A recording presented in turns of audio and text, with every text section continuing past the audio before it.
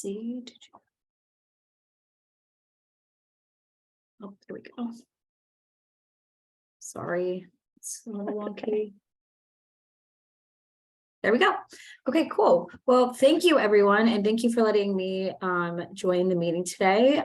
It's nice to see everyone here. I know definitely some familiar faces, so some partners that we've worked with before. But like Tori said, my name is Hannah. I am the Healthy Homes Program Manager at Women for a Healthy Environment. Our organization is an environmental nonprofit. Our office is located right in East Liberty. We are in the Family Links building right next to the Home Depot, which is like the main point of everybody knows where the Home Depot is. I feel like in East Liberty, so we were right there. But we also have community health workers throughout the county and some like satellite space in the Mon Valley as well. But primarily I'm here on behalf of our Healthy Homes program, but as a whole our agency is really focused on how the built environment impacts health and the intersection of environmental hazards and health, and that relays into a few of our main program areas. Like I said, I'm with our Healthy Homes program, but we also have a Healthy Schools program and a Healthy Early Learning that's focused on like the daycare setting, and through that program I'll just plug one thing. We focus really on how those environments impact specifically children's health. And we have programming and funding around lead and radon remediation in both schools and early learning centers through that program, through our 1,000 Hours program. So I did want to plug that if anybody here is with either a school or a daycare center, we do have some resources specifically for those spaces. In addition to the 1,000 Hours program, we offer what is called like our Eco Healthy certification. So we're able to provide different resources and supplies to get that Eco Healthy certification through Children's Environmental Health Network. But primarily what we'll talk about today is our Healthy Homes program, what we cover, the resources that we can provide, and then really, since most of us here are working in on behalf of agencies and connecting families and communities to resources, I really want to spend the most amount of time on what the resources are that exist specifically around housing and health in Allegheny County. Some that are our own, but others that we partner with other providers and other agencies throughout the county. So really our broad picture, our Healthy Homes program is kind of in a few main buckets. We do community-based education and workshops, with family centers, libraries, anywhere where communities convene, we try to be. And so we can do that through like a more community-based informal education session. We offer what I call our Healthy Homes checkups, which I'll talk a little bit more about near the end of the presentation, because I include specific information about how to refer families to that program.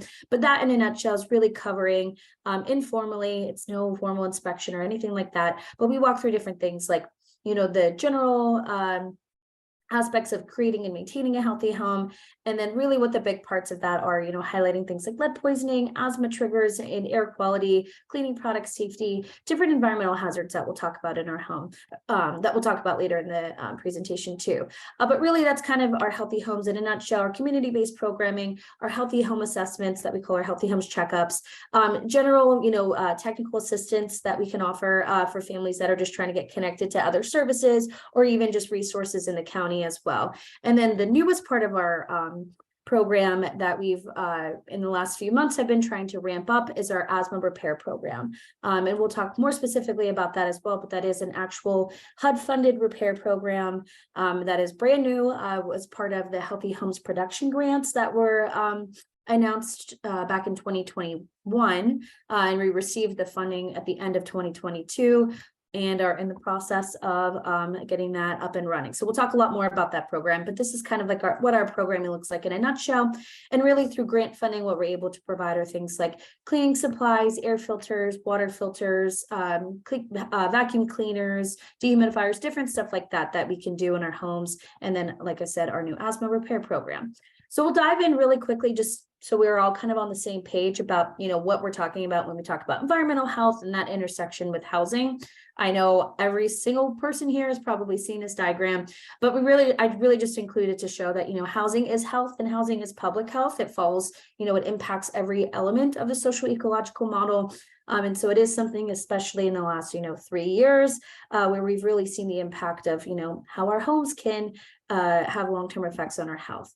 And so again, probably preaching to the choir here, but I do include these just, to make sure we're all kind of on the same page, and really finding that, the intersection of housing and health around chronic illness and children's health and just general well-being and ability to thrive in our home environment, and how that links into things that we measure like school performance or missed days at work, or ability to stay in school, or missed or unintentional injuries. And then we kind of more recently are able to make that tie into things like respiratory health and respiratory illness and cancer and long-term chronic disease.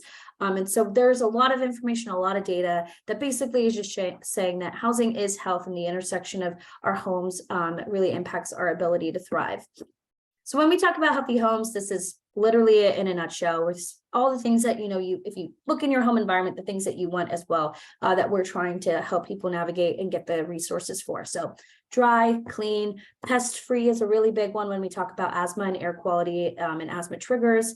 Safe in terms of injury prevention, contaminant-free, ventilated, maintained, and thermally controlled. And kind of how those things relay into what we typically cover in our programming is talking about lead poisoning prevention, indoor air quality, including, mold and radon and asthma triggers. And so some of that being the cleaning products that we use, personal care products that we use, how we deal with the critters that we don't want in our home, but inevitably will have. And so thinking about the home, from a broad, holistic perspective, and really honing in on how we can help families create a safe and habitable environment. So really, I just wanted to have like the background, make sure that we're all on the same page about what we're talking about when we say things like lead and radon and mold and asthma triggers. So I have a little bit of background slides, but like I said, we'll kind of breeze through these ones just to make sure that we have enough time to spend on the resource part of this. And so I highlighted a few of the things that we spend a lot of time talking about. Lead is a really big issue in Allegheny County that our organization is doing a lot around. When we talk about lead, we're talking about lead as a known neurotoxin that is, harmful to brain development and children's health, and even just long-term health overall. But when we talk about that, we're talking about that in the primary routes of exposure in a home. So we think about things like lead-based paint, primarily in homes built before 1978, which in Allegheny County, we have a very big majority. Over 80% of the homes, over the housing stock in Allegheny County was built before that 1978, which was the year that lead was banned from residential paint use. So it's a good kind of rule of thumb to assume a lead hazard. However, if that paint is intact, that would be considered lead safe. So it's really, when we talk about lead-based paint, we're talking about it as a hazard when it's chipping, peeling, crocodiling, any fun adjective you want to say that paint is no longer intact.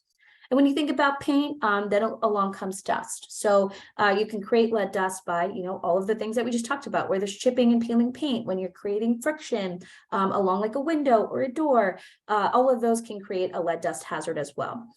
Soil is a kind of a unique one. It's kind of through a few different ways. And I know many of us are probably familiar with that. But, we used to have lead in our gasoline. It is now unleaded, but it used to be leaded, and that emissions will settle into our soil. Another kind of way that we typically see lead get into soil is through demolition. When we take down these old homes that had lead-based paint hazards or dust hazards, that soil is then, contaminated with lead in it as well.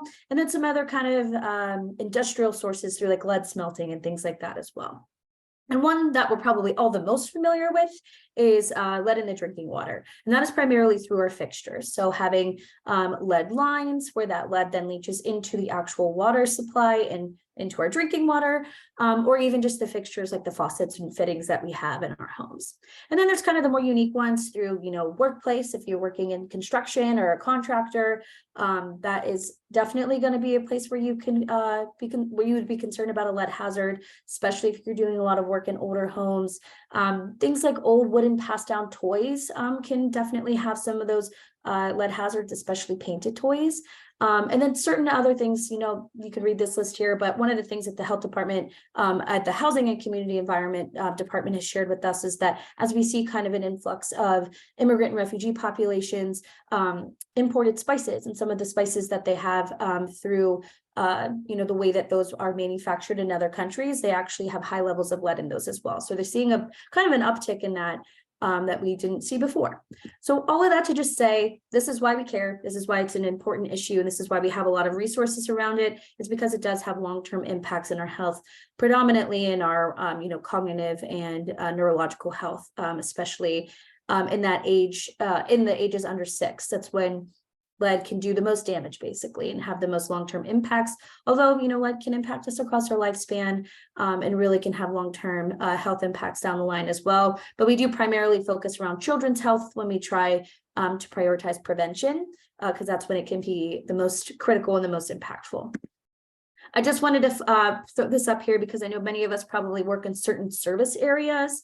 And really, this is just a map. It's super helpful. It's on the county's website, where you can kind of see where the higher pockets of lead poisoning is happening. And that's kind of where you would think where there's really old housing, maybe a lot of vacant land or a lot of dilapidated properties. And so it's in pockets of the city, pockets along the Mon Valley. You can definitely mess around with this map and layer it with other things. But I did just want to flag it here because it is helpful to see, where we're seeing the higher rates. And this map will look pretty similar to an asthma map that we'll see in a few slides.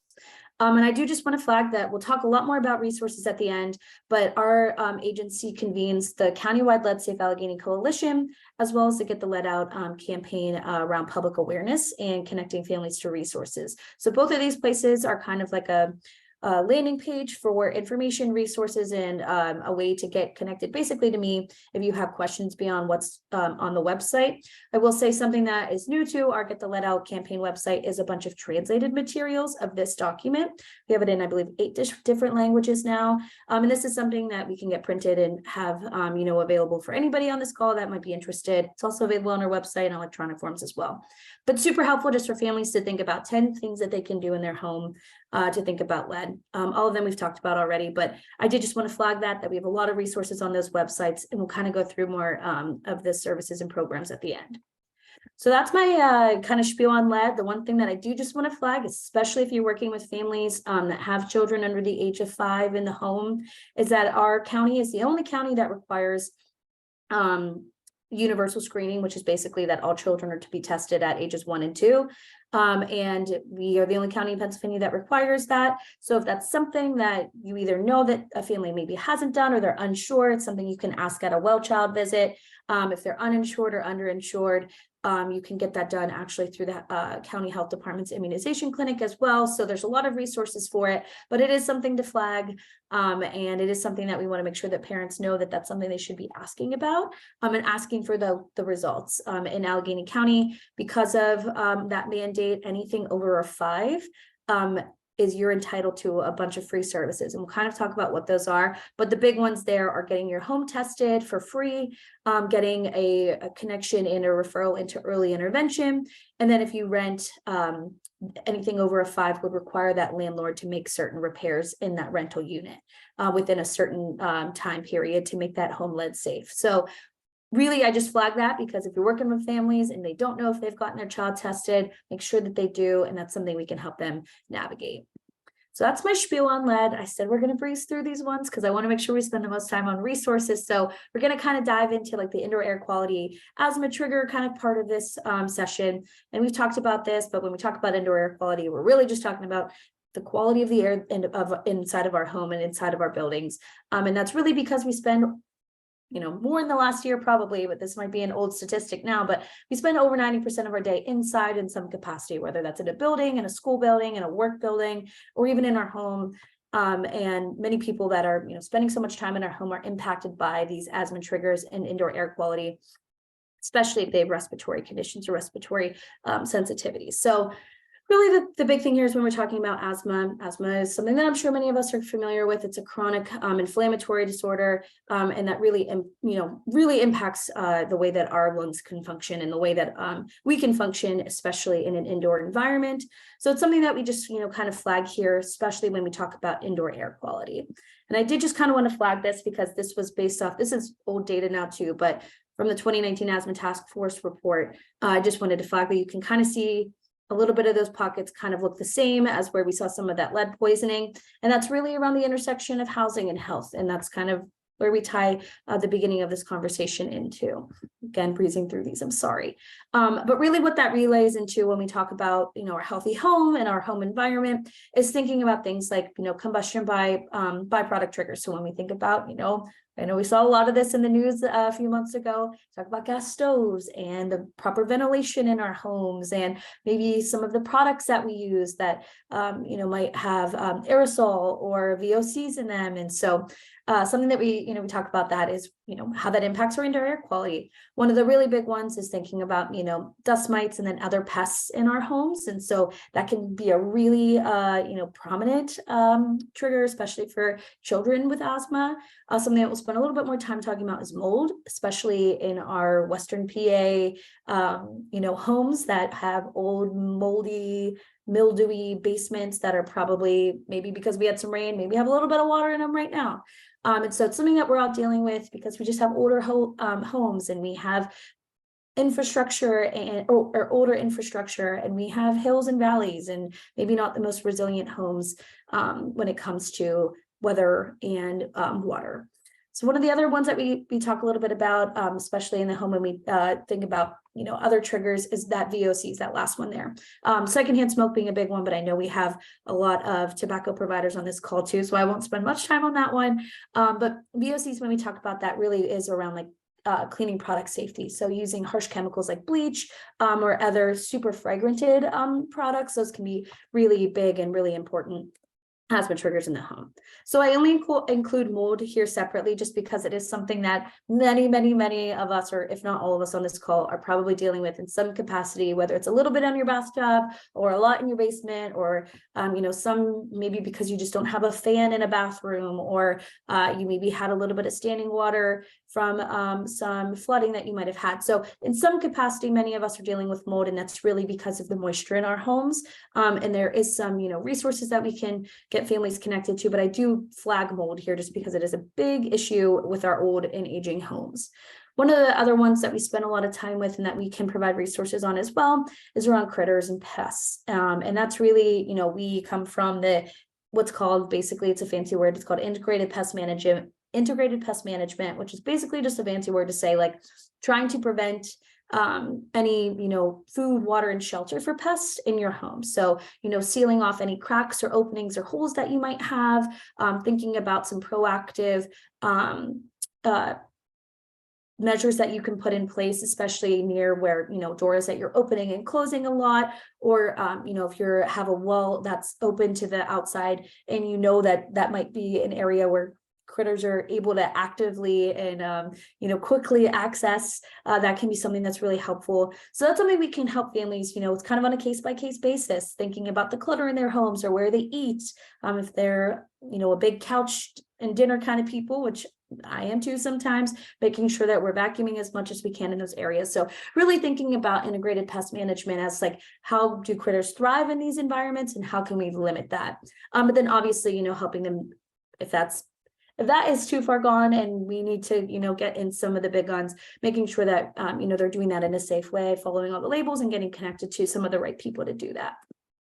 And then, this other one that we kind of spend a little bit of time about when we talk about VOCs is really the intersection of like the cleaning products that we use in our health, especially those that have, really harsh respiratory irritants in them, things like, bleach and any kind of chlorine-based products that are linked to things like, asthma triggers and asthma concerns, cancers, burns, poisoning, and other kind of environmental issues there as well. And then this last one that I think probably many of us have heard about in some capacity, but is radon, and not so much in the asthma world, but really just in the general indoor air quality world, especially because we are in Western Pennsylvania. And radon is the #1 leading cause of lung cancer in non-smokers. It's a completely naturally occurring gas that typically kind of comes into our homes through our basements. And that level can change every year. And so it's recommended that you test your home annually for radon, specifically in the colder months. January was actually Radon Awareness Month. But anytime that you're getting a really accurate picture of what that level is really whenever your windows are shut, your doors are shut, you don't have as much airflow as you typically would maybe in the summer. So you're getting a better more accurate reading of what that radon level is. We have some resources to get families connected to radon through our radon test kits through our Healthy Homes checkups. The American Lung Association also has some information and resources for that as well, depending on the zip code that you're in, based on the severity of what the average radon levels might be. But it is, I'll just plug, it is recommended that you do it every year. Many people do it once when you buy a home and not much ever again. But those levels really can change, especially because our basements crack and our earth moves, and anytime that happens, you can change the amount or the level of radon that can get into your home. Okay, so this is what I wanted to spend the most time, but before we dive into this, any questions? I will give just a moment to kind of spend some time if we have any questions moving forward. Okay, awesome, and I can keep an eye on the chat too in case people are using that. Okay, great. So we'll spend a little bit more time here, which is helpful, I think, for everybody here who's helping families navigate some services or getting families referred to programs. So one thing I did just want to flag is that when we talk about housing and specifically habitability, sometimes it can feel like that doesn't include renters and tenants, but our agency is connected really closely to some of the legal aid nonprofits, specifically Community Justice Project and Neighborhood Legal Services, and they helped us kind of put together like this guide to habitability for tenants. And there are certain protections specifically under our state law under the warranty of habitability, but also in the county through our housing code, specifically around lead poisoning prevention and lead hazards in that as well. So I do just flag that it can seem like all this stuff wouldn't necessarily be something that we can help renters navigate through, but we definitely can, and there is a space and some resources that exist that are really specific to helping renters navigate some of these habitability issues, especially when it comes to things like lead poisoning. I did just want to flag one more time that our county housing code recognizes that a child that has been flagged with an elevated lead level, that landlord is then required to do certain repairs within a certain time frame. Typically, that just means like a fresh coat of paint, a good deep clean of the home, identifying where the hazards are through the lead inspection that's been done, and then prioritizing certain repairs.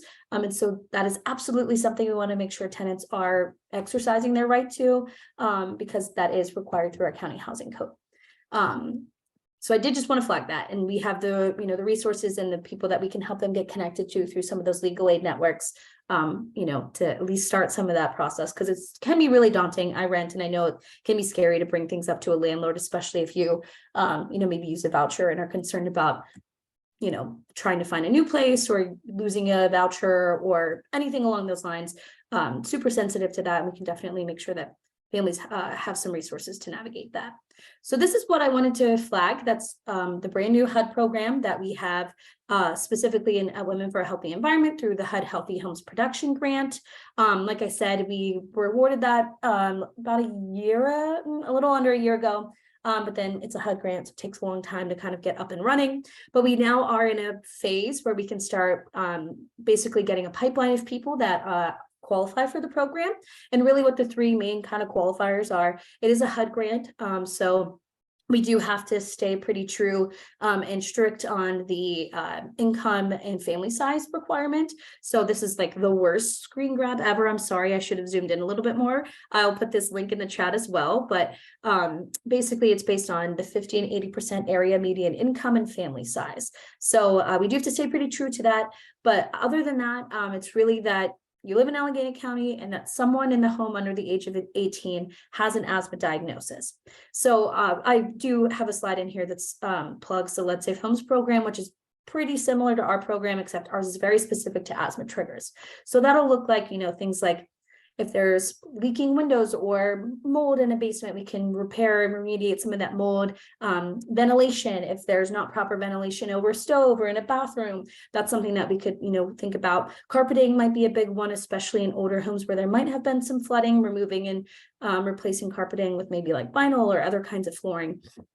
And thinking about pest management, that's going to be a big element of this. And then one thing that is a part of every home that we have to, or every home that we be in, is that we do have to do radon testing. And if that radon level comes back high, radon mitigation. So that is a part of every HUD Healthy Homes Production Grant under this round of funding. Radon was a big piece of that. So every home will get radon testing, depending on what that level is. They might also get radon remediation, but really, really specific and, narrowing in on the asthma trigger reduction. So thinking about the indoor air quality and all the things that we've talked about already. And so those are the three main qualifiers, Allegheny County, child under 18 with an asthma diagnosis, and then really the income, family size requirements there.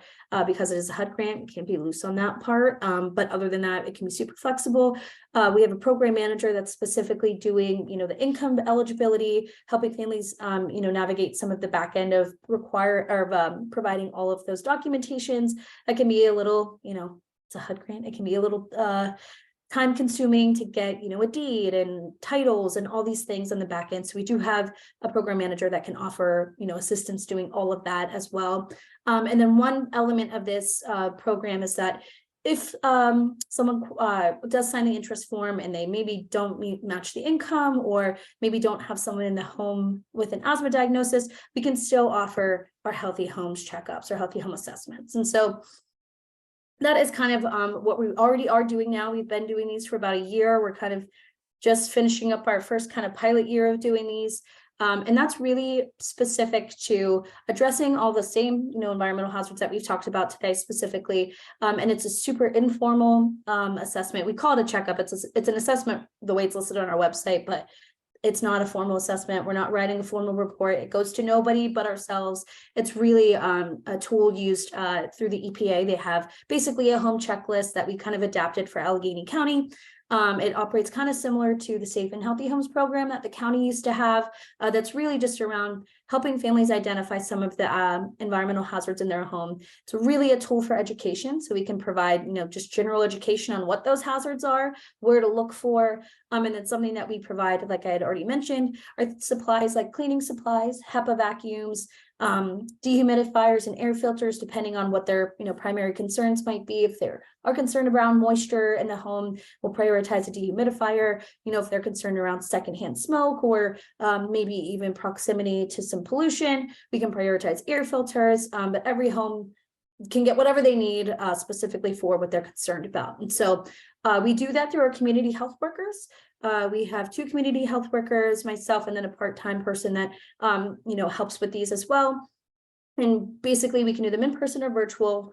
It kind of launched in COVID. So the first few that we did were virtual. We're kind of doing more in person again, but we can be flexible depending on what that looks like. But really the main kind of like geographic boundary here is Allegheny County, but that's mainly just because of the funding that we have, the grant funding that we have. I will say that we do prioritize environmental justice communities and environmental justice areas. So areas that are impacted by things like housing and lead poisoning and asthma rates at higher rates compared to other areas of the county, but we are flexible on that. But we really just want to make sure that we're prioritizing our resources in those communities. So that really kind of looks like the Mon Valley, pockets within the city, like, Homewood, Hill District, areas of Mount Washington, Mount Oliver, and Allentown, and then kind of in the other suburbs of the city being like Braddock, Rankin, Turtle Creek, those different areas as well. So again, that's our own loose kind of geographic boundaries that we've set that are really just based on the mapping that the county has provided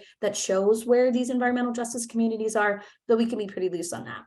And so those are the 2 main programs that we have. So our asthma repair program and our healthy homes program.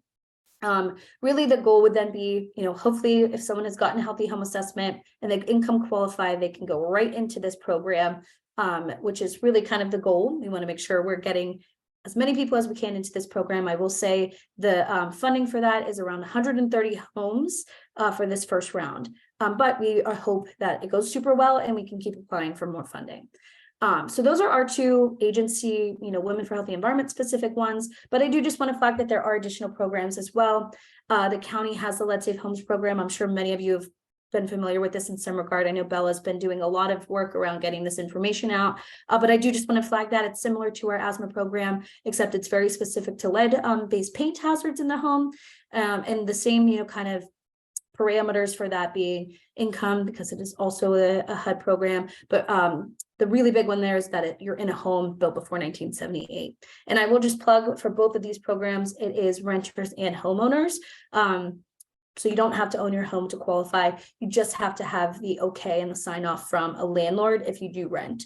And so the only other one flag that I would say too is that because these are both HUD funded programs, if you are in a county housing authority or HUD owned property, you could not use this funding. So if you're in any kind of like county owned like housing authority unit, you cannot use it. However, if you are using a voucher in a private landlord, and you're paying a private landlord, you're not living in a county owned building, that is different. So really, I just wanted to flag that if you're living in a county owned unit or a county owned building, you cannot use this funding. And then one other thing that I did just want to flag, because this is a very new kind of opportunity, and it still looks a little wonky about what this is going to be, because there's kind of a lot up in the air, but the state has approved and is now trickling down through the counties what was called the whole home repair funding. And so that's going to look different in every county, but in Allegheny County, basically, we're hoping to receive around $20 million. Our agency is not receiving that, the county will. And then the county is in the process now of identifying an organization to kind of house that money and kind of go through the process of doing the actual programming. But in the meantime, while that is all getting figured out, there is kind of this pilot program of the whole home repair funding, and that's this Allegheny County rehabilitation program, and that is through Action Housing. So it's supposed to be a pilot to do some of this whole home repair funding and kind of get all the things figured out, the processes figured out, the proper documentation, how the workflow is going to go with contractors and home assessors. But it will look very similar to the whole home repair program. This is just like a smaller pot of money to do some pilot projects right now with it. So this is through Action Housing. And this is really supposed to be around, whole home repair. When we think about that, that means like foundational issues, leaking roofs, big, modifications that might need done in a home for accessibility. And so they're doing their own kind of thing to prioritize, what that's going to look like. And like I said, I wish I had more information around what that's going to actually look like. This is just what we have right now for the pilot. But as more details come out around what the actual whole home repair program is going to look like, we'll obviously share that, and I'm sure this group will be a part of that. I just am sharing what I know right now is very much live, and they're in the process of getting ramped up, which is this pilot program, the Allegheny County Rehab Program. So that link is live. Families can fill that out. I will say I think they're getting a lot of people. And I think in the pilot, there was funding for maybe under 100. So we're really hoping that a lot more funding trickles down, but it's worth it to at least fill out this program. The only flag that I will say for this pilot is that this pilot is specific to homeowners. So you do have to own your home for the Action Housing's pilot program. Right now, whole home repair, once that trickles down, there will be an element of that for renters as well. But because this is a pilot project, this is primarily this is only for homeowners right now. So this is an Action Housing project, not our own project, but we are working with them to, kind of streamline some of this and helping with the workforce development piece. So I did want to flag that link is live as well. And I'm sure this might be a great thing to have maybe join in the next few sessions whenever the whole home repair funding is really fleshed out. It might be great to bring someone from Action Housing in over there. So this is kind of a screen grab of like all of the things that we've kind of already talked about. I just wanted to have it in one place. If we had any questions, really, I just wanted to flag one more time. When it comes to lead, excuse me, if you have a family where there is a child with that that level 5 or higher, they are entitled to that free home lead test. And that can typically cost like anywhere from like $700 to $1,000, but the county offers that for free for any child, regardless of income, regardless of wherever they're at in the county. If they do have that level of 5 or higher, we want to make sure that they're taking advantage of that free home test. It's specifically assessing for lead hazards, and it will really be helpful, especially if they rent and requiring the landlord to make those certain repairs. So I am just flagging that one more time, that if you're working with families that have young children in the home, please, if you have the time or remember to flag some of these lead specific things in the county. One other thing that I just want to add to, and I know many of us are familiar with that, is that 5 is also an entitlement program to early intervention. And so the Alliance for Infants and Toddlers is the county's provider for 0 to 3, and then 3 to 5 looks a little different depending on where you're at, whether in the Pittsburgh Public Schools or through the AIU. But that 0 to 3 can be super important, especially if they do have an elevated lead level. Not only can they get the free services of like speech therapy or behavioral therapy, they can also just get the screening and the tracking as well. So really just want to make sure that we're flagging that, and that is also completely free.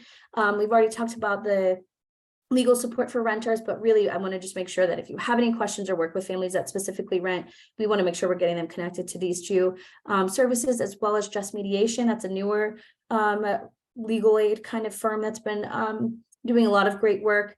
And I know that they've had some success around habitability as well. So that's another, resource that we can help families get connected to. And then I did just include Rebuilding Together and Action Housing, because both of them have a lot of programming going on right now. I already kind of plugged Action Housing, but I will say they have additional resources on their website, specifically around like low interest loan programs for home repairs, as well as just like other programs around weatherization and some other housing specific resources in Allegheny County. They're a really great resource for us. And so the last one that I'll just flag too is that if you do have families that are interested in either of these programs, I'll make sure that these links, once I stop sharing my screen, I can put the links in the chat, as well as I can share these slides with Tori if that's helpful. Anybody can self-refer, you can send them, you can fill this out on behalf of someone. If you don't want to do any of the above, you can also just shoot me an email. And if you have the okay for me to share their information with our community health workers, or for me to call the families, we can do that too. So it's kind of all of the above, and you can email me, whatever's easier. But I think that was really it. There's my contact info, and I know we covered a lot in like 40 minutes, and I talk really fast. So if you have any questions after and you're like, what the heck did she say? Please just shoot me an email. I'm happy to chat with anybody. Awesome. Thanks so much, Hannah. Does anyone have any questions?